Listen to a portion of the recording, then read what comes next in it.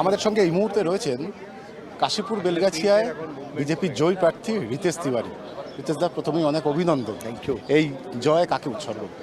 এই জয় দল টিকিট দিয়েছে, আস্থা রেখেছে, বিশ্বাস রেখেছে বলে দলকে ধন্যবাদ।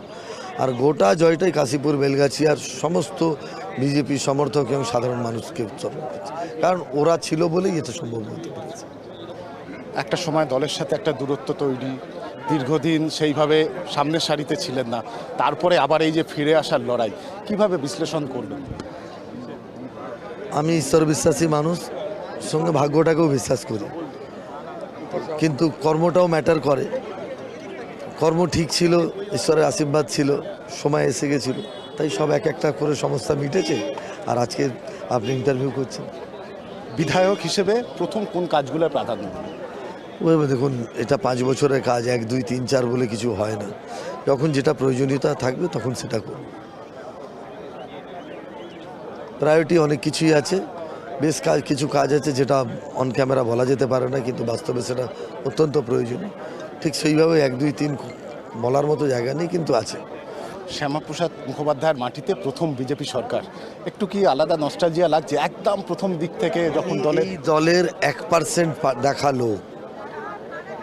আমি প্রথম যেদিন মানে বুথে ঢুকে খাবার পৌঁছেছিলাম তখন দলটা 1%-এর পার্টি ছিল। আমি প্রথম যেদিন হাতে মাইক ধরেছিলাম 1987 সাল, 16 বছর বয়স, তখনও দলটা 1%-এর পার্টি ছিল। আমি যখন প্রথম বক্তৃতা করতে শুরু করলাম 1989 সাল, মানে সামান্য 2-4 লাইন বলতাম, যেখানে প্রথম 88, 89 আর 88 জন এমএলএ জিতেছিল, তখনও দলটা 1%-এর পার্টি ছিল।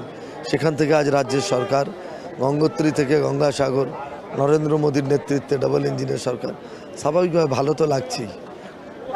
অতীন ঘোষকে হারানো রিতেশ তিওয়ারি কি তাহলে জায়েন্ট কিলার?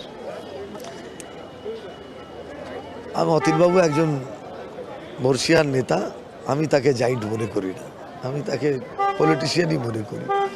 কেন জন্তু বানাতে যাবো ভদ্রলোককে?